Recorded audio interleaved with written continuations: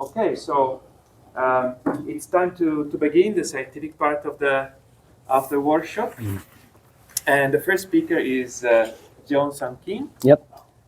Which I know since long time. So it's been one of my first collaborators, and via Gilad Gur when Jeong was in Calgary University, and we have a paper together, which was quite successful, I would say. But then we never had any opportunity to keep on collaborating. Even though we are quite close to each other. We're close to each other, but somehow we never managed to do that.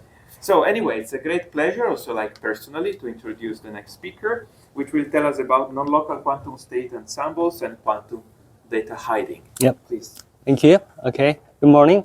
I'm Jeong Kim from Jeong University. And first of all, I'd like to appreciate Francesco and June for this chance to talk here.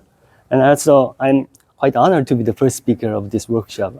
I didn't really expect this. Anyway, today I'm going to talk about non-local quantum state ensembles and quantum data hiding. This is a joint work with my postdoc, Dong-Hoon Ha, who's sitting there. Raise your hand. Yeah. Okay. And we recently put this on this archive. So you can see the details here. Okay. Okay, this is the outline.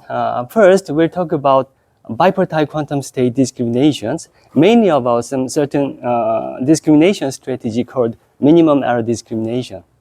Okay. Then we'll move to some bounds on local minimum error discrimination. And this bound is obtained by the concept of partial transposition. And we'll use this bound to analyze how the data is reliably hidden in the data hiding scheme later. Then we'll move to the quantum data hiding scheme. And for the analysis, we'll first talk about the concept of multi-fold ensemble. Then I'll provide the actual quantum data hiding scheme. And if the time permits, and we'll see some examples about this data hiding, then I'll summarize. Okay, so because we'll talk about bipartite quantum state discrimination, the Hilbert space we consider here is this composite vector space. And the quantum state is an positive operator with unit trace acting on this composite vector space. And the measurement is a set of positive operators with this can you see the point here? Yeah, with this completeness condition.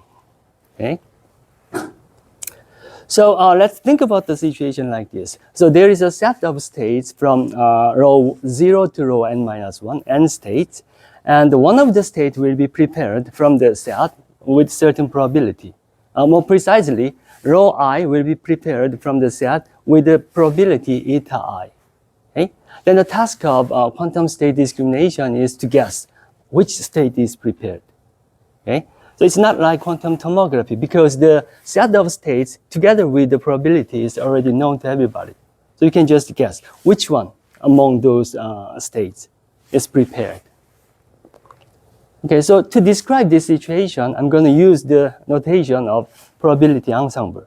Okay? So we're going to use the term that state discrimination of an ensemble, epsilon, that means a state row I will be prepared with this corresponding probability, and we're gonna guess which state is prepared. Okay? So of course, what we can do is to make a decision rule to determine which state is prepared. And quantum mechanically, what we can do here is to perform measurement. So we're gonna use this measurement to decide which state is prepared. And the decision rule here is like this. If M0 is detected, then we're going to guess that the prepared state is row 0, no matter what the actual prepared state is. Okay? And as we know, the probability of detecting MJ when row I is prepared is the conditional probability here. And it's, sorry, I forgot. Yeah. Sorry. It's okay. Terrible. No, it's okay. So it's better. Okay? Yeah. So so where were we? Okay. So the probability of detecting MJ conditioned on the preparation of row I is given by this inner product of these two operators. as the promise in quantum mechanics.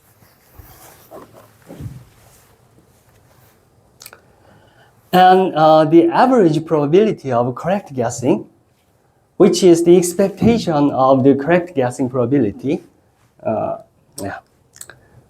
it's given like this. Of course, this is the case when we use the measurement, this m, okay? Of course, and the average probability of correct guessing depends on which measurement we're going to use, okay? And the guessing error is nothing but the complementary probability, which is the expectation of wrongfully guessing probability. As the expectation of probability, so this success probability is always between 0 and 1.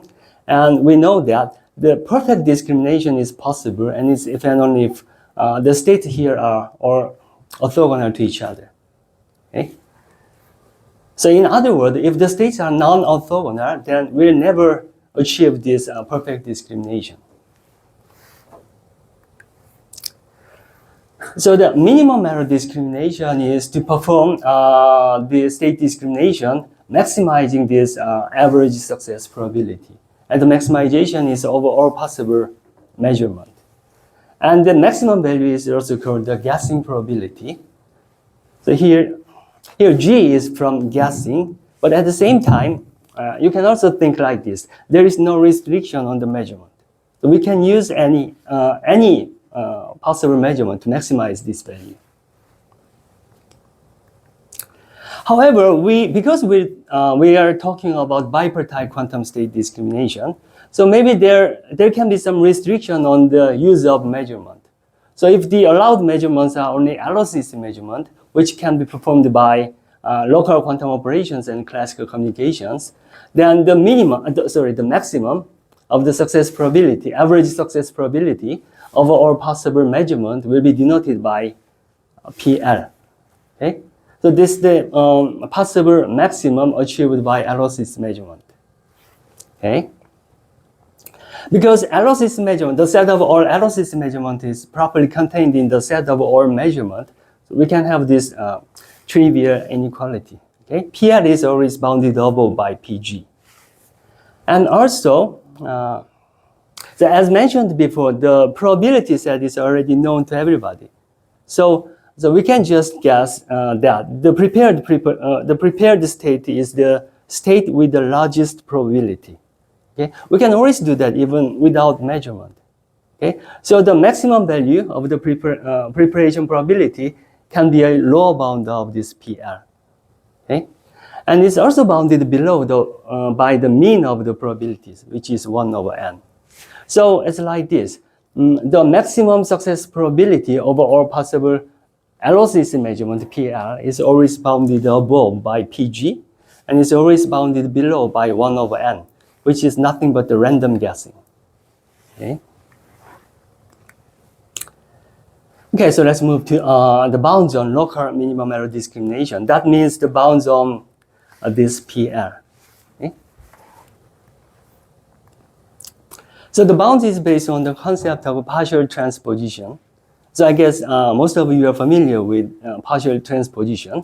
So for an Hermitian operator acting on this bipartite vector space, we just take transposition partially on one of the subsystems. And we call it the partial transpose of E, and will be denoted by EPT. So as we know, the transposition depends on the choice of basis. And for the definition of this partial transposition, it also matters which subsystem you're going to transpose. Okay? However, here we are only interested in the IM values after the partial transposition, which is invariant under the choice of basis and then under the choice of subsystem to be transposed. Okay? So this, the definition in the yellow box is always consistent.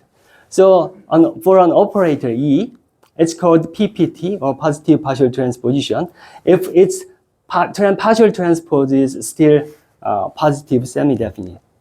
Okay? Otherwise, it's called NPT. Okay? So by using this concept of partial transposition, we can have an upper bound of PL, which will be denoted by PG. And PG, the definition of PG is like this. For the given ensemble, epsilon, for each state rho I, we think about its partial transpose.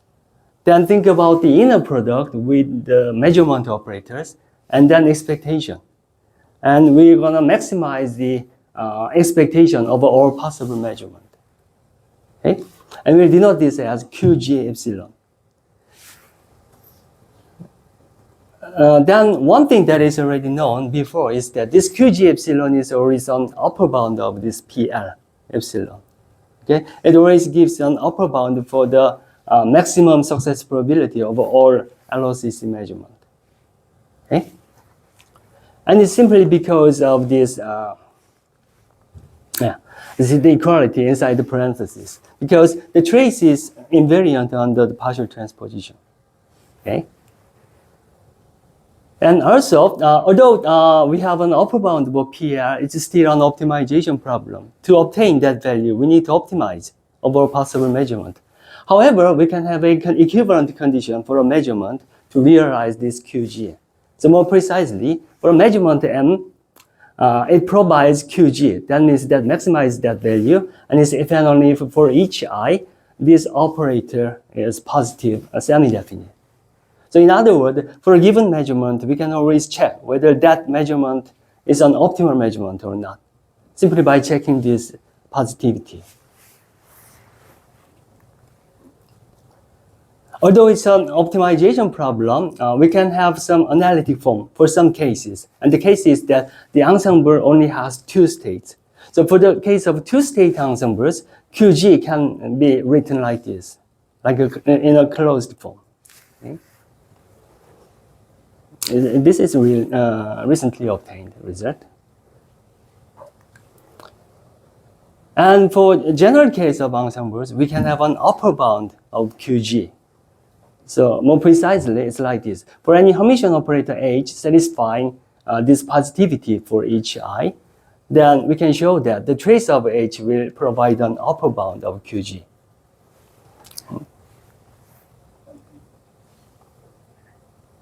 Yeah. Okay, so let's talk about quantum data hiding. So because we're gonna use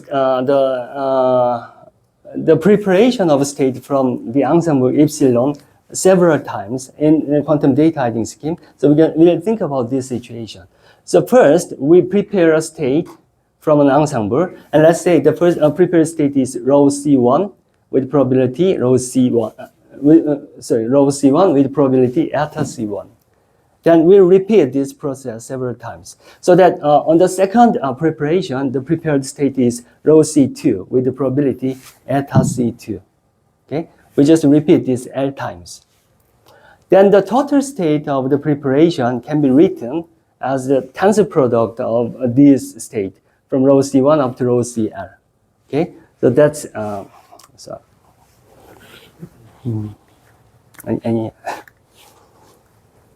So you can see the tensor product of the states there, right? And of course, the corresponding probability is nothing but the multiplications of the corresponding probabilities of each of rho C1, rho C2 up to rho CL, which is the product, the left-hand side of the yellow box. Okay? So for this, to indicate this, the total state, we're gonna use this vector C, which is in Zn to the L. Okay, so to indicate that total prepared state, so it's like this. The coordinates of the vector indicates which state is prepared. So more precisely, the ith coordinate of the vector indicates which state is prepared in the ith run. Okay, ith repetition. Okay, and the L-fold ensemble of epsilon is denoted by epsilon tensor L, which is the set of all possible such states. I mean, set of all possible L tensor product of the state from ensemble with the corresponding probabilities. Okay. And one more thing we're going to define here is the weight of the index vector C. So for each C in this Zn to the L, we just define the modular n weight. which is nothing but the summation of all the coordinates of the vector in modulo n. That means the remainder when we divide the summation by n. Okay? And clearly, the weight is always in Zn, the set of the integers from 0 to n minus 1. Okay. So now let's think about the situation here. So from that L4 ensemble epsilon L, a state rho C is prepared with the probability eta C. Okay? The state discrimination is to guess which state is prepared. But instead, we are here just interested in the weight of the index. Okay? So rho C. So to guess the weight of the index, we don't really need to know which state is prepared. Okay? Because there are several states having the same weight of the index vectors. So it's like this. So for the multifold ensemble epsilon tensor L, we can think about its partition into subsets having the same weight of the index vectors. So more precisely, in this ith subset, so maybe I can use this one. So yeah, here. So in I subset, there are only states rho C having the weight of the index I. Okay, it's a partition and it's an even partition. You can easily see that there are n to the L minus 1 states having the same weight of the index. Okay, it's because if you can think about the coordinates here, to make this weight of this vector I, you can have the L minus 1 variations. You can just determine the last coordinate to make it the weight I. Okay? So it's an even partition of the subsets. Then we're going to further make this subset into ensembles by normalizing the probabilities in the subsets. Because the probabilities in one subset is not the probability distribution. It's not normalized. But we can normalize it simply by dividing the probabilities by the summations of all probabilities in the subset. Okay? So that here, eta I, L tensor product, is a sub-ensemble of the original ensemble. Okay? So now we can think about the situation like this. The preparation of rho C from this epsilon tensor L can be considered like this. First, we prepare the sub-ensemble from this L tensor ensemble epsilon with this probability, and then we prepare rho C from this sub-ensemble with the corresponding conditional probability. Okay? And if we just want to know the weight of the vector, index vector C, we don't really need to know which state is prepared. We just need to know which sub-ensemble is prepared in the first place. Okay? Yeah, so the guessing the weight of the index is equivalent to guess which sub-ensemble is prepared. Okay, and moreover, if we think about this sub-ensemble as the mixture of the state in that ensemble, we can describe this sub-ensemble as this mixed state. And the discrimination of sub-ensemble can also be considered as the discrimination of this state, which is the mixtures in the sub-ensemble, probability mixtures in the sub-ensemble. So in the first place, we can think about the ensemble consisting of the state, which is the mixtures of the sub-ensembles. Then we're going to discriminate which state is prepared from this ensemble, epsilon L. Okay? So this is another way to describe the discrimination of sub-ensemble as a quantum states. Okay? So we have this situation. First, we have L4 ensemble, epsilon tensor L. From that, we can think about another ensemble, epsilon L, which consists of sub-ensembles in quantum mixed state representation.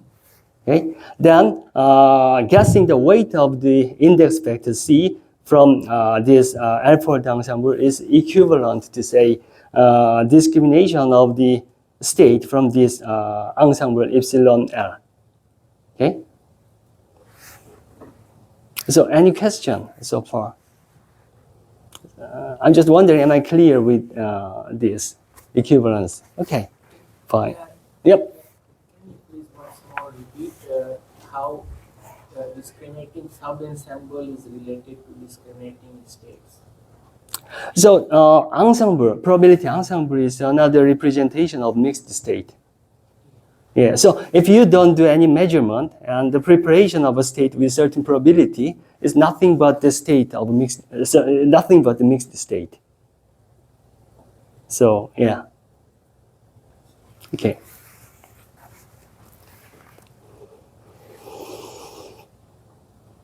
So now let's think about how we can discriminate the sub-ensembles only by using LOCC measurement, which is the PL of epsilon L. Epsilon L is the ensemble of, ensemble consisting of the sub-ensembles in mixed state representation, okay? And so for two-state ensemble, if the epsilon has only two states, then we can have this closed form for QG of epsilon L. If you remember, QG is always an upper bound of PL for any ensemble. Okay, so if we think about the ensemble epsilon parenthesis L, the relation still holds, and we can have the closed form for for QG, if the state epsilon has only two. If the ensemble epsilon has only two states. Okay. Yeah, the closed form is related with the actual QG of epsilon. Okay? And moreover, we can also show that if PL is equal to QG, then PL of epsilon L is also equal to QG of epsilon L. Okay? But in more general cases of ensemble, we can have an upper bound of this QG of epsilon L. So we can have an upper bound. Actually, this is also an upper bound of PL. It's an upper bound of an upper bound, okay? So anyway, so it's bounded above by these terms, 1 over n plus these extra terms. So here, what we can note is the following. If the term here inside the parenthesis is less than 1, then it will vanishes when L increases, okay? And the vanishing is quite exponentially fast with respect to L.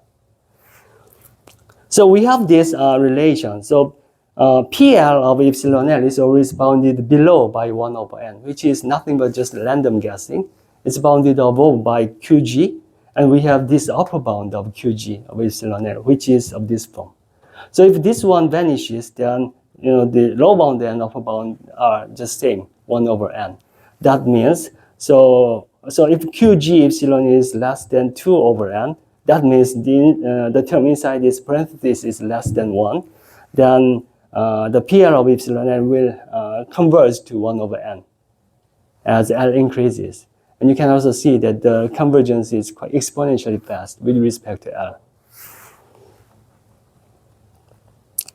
So in other words, if we just do LOCC measurement, we can't really do anything to discriminate which sub-ensemble is prepared. Okay? Because the discrimination of epsilon parenthesis L is nothing but the discrimination of the sub-ensembles. Okay? So the data hiding, quantum data hiding is based on this idea. So for any ensemble, epsilon, if PG epsilon is 1, that means if we use global operation, we can have a perfect discrimination. That means the states in these ensembles are orthogonal to each other. Okay? And if QG epsilon is less than 2 over n, which is the condition here, then we have this result. So PG of epsilon and L is also 1. Because we can think about the tensor product of orthogonal state, which is again orthogonal state. So the PG of epsilon L is 1, and PL of epsilon L tends to 1 over n as L increases. Okay? So globally, we can perfectly discriminate which state is prepared, but locally, we can't even guess even the index of the state to be prepared.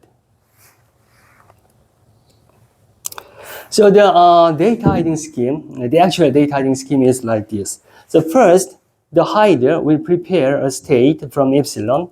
Let's say row C1 with the probability after C1, and he will share this to Alice and Bob, who's going to recover the data. Okay, and hider will repeat this L times, so that on the Lth repetition, the prepared state is row CL, okay, with the corresponding probability after CL. Okay, and as mentioned before, this whole procedure can be also considered like this. From this L-fold ensemble epsilon tends to L, hider will prepare a state row C and share this to Alice and Bob. Okay? And to hide a classical data X, an array classical data X, the hider first evaluate the weight of this index of the shared vector, shared state, okay, which is y, which will be denoted as y, and z is nothing but the addition of this x and y, and modulo m. Okay, then the hider will broadcast this data z to Alice and Bob. Okay, once this z is broadcasted, it's the guessing y is equivalent to guessing x. Or the other way, guessing x is equivalent to guessing y. Okay? But to guess y for Alice and Bob, it's like this. To guess which data y, sorry, let me make it clear. To guess the data y, Alice and Bob needs to discriminate which subensemble is prepared. Okay? And as we've seen before, for the case when the QG epsilon is less than 2 over n and PG epsilon is 1, then PG over epsilon parenthesis L is 1. So globally, we can Alice and Bob can perfectly discriminate which state is prepared. But locally, they can do nothing but just random guessing. As this one, asymptotically, this one tends to 1 over n.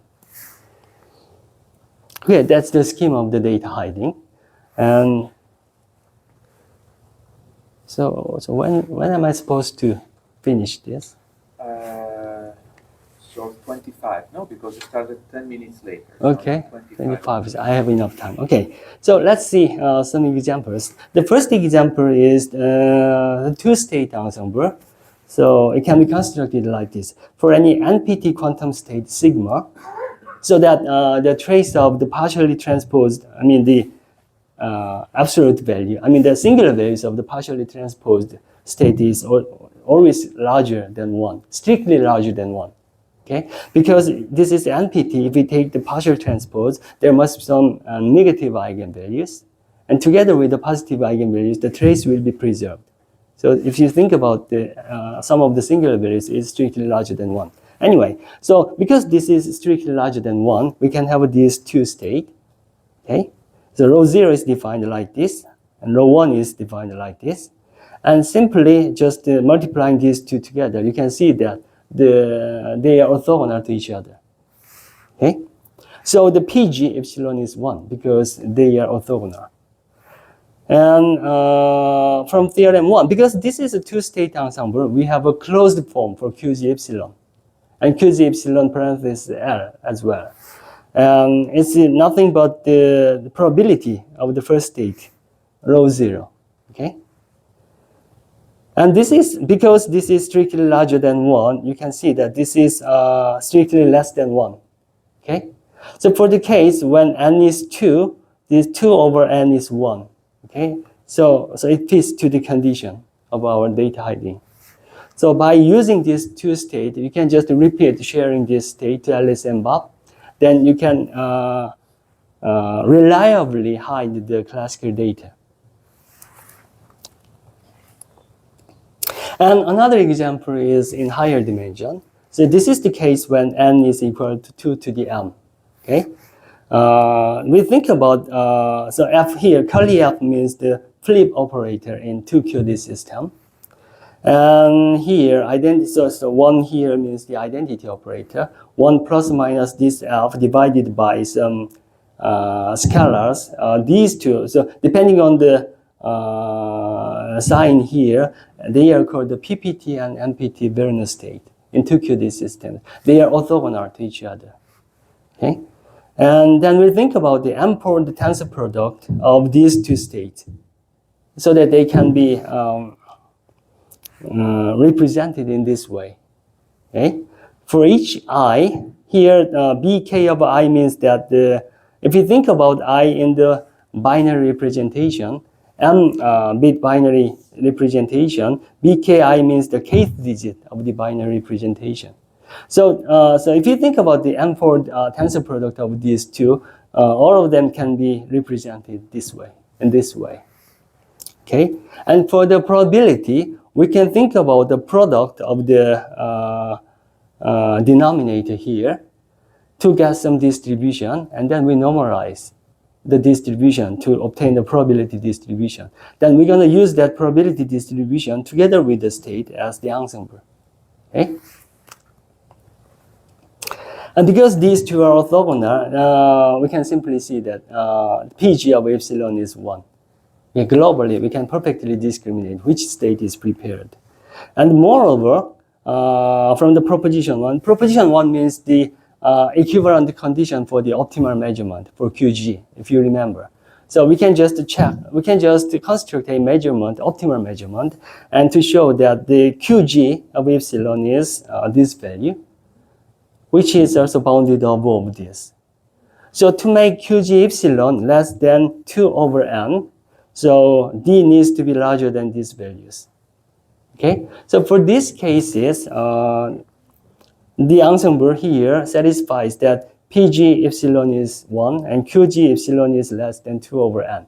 So we can use this ensemble to do quantum data hiding. Okay. So this is the graph of the upper bound of QG epsilon L, which is non-upper bound of PL epsilon L for some parameters M, N, and D.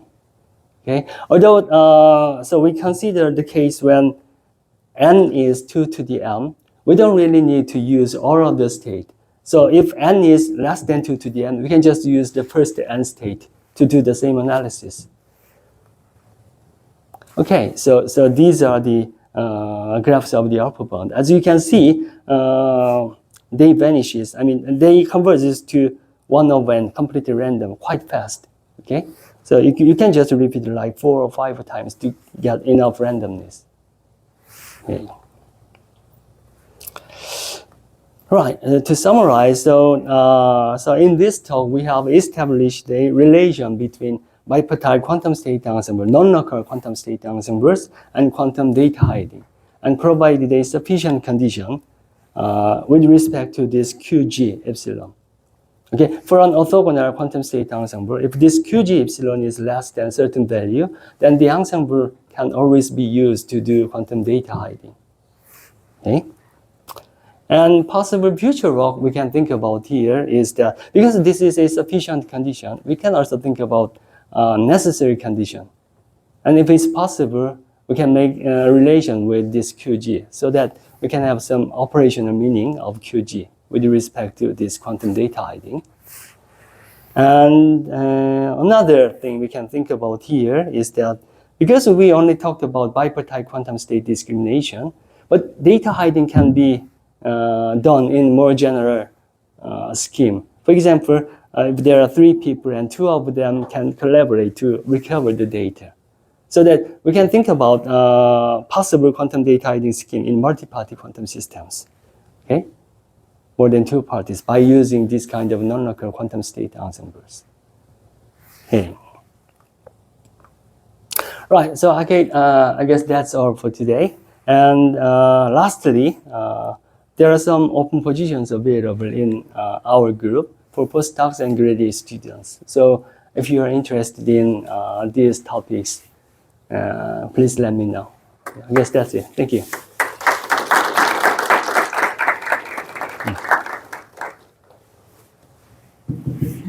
Thank you very much for the nice talk. We have time for discussion, questions, comments.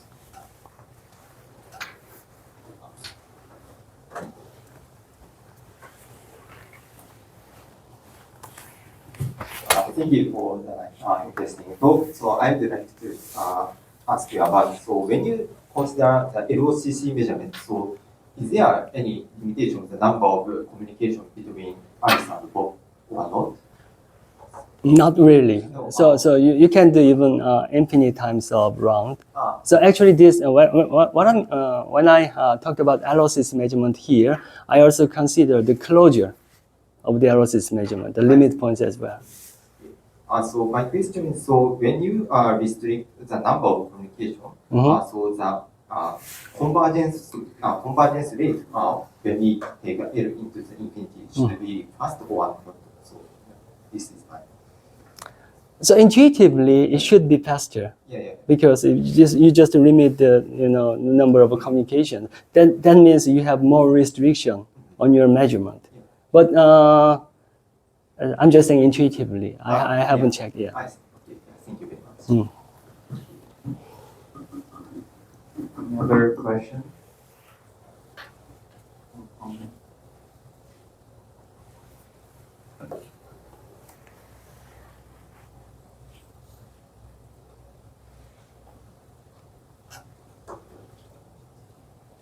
So I have a very naive one. Maybe my brain hasn't started working yet.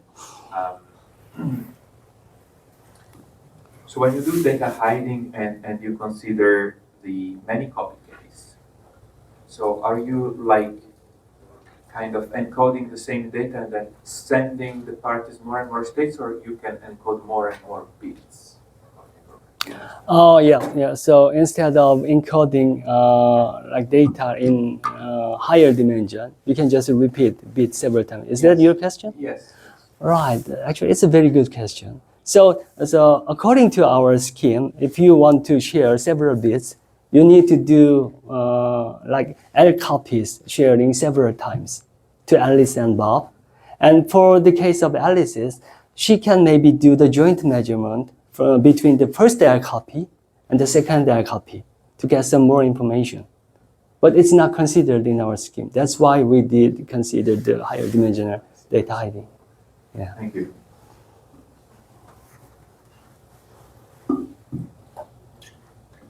Okay. So if there are no more questions, we can thank the speaker once more. Thank you.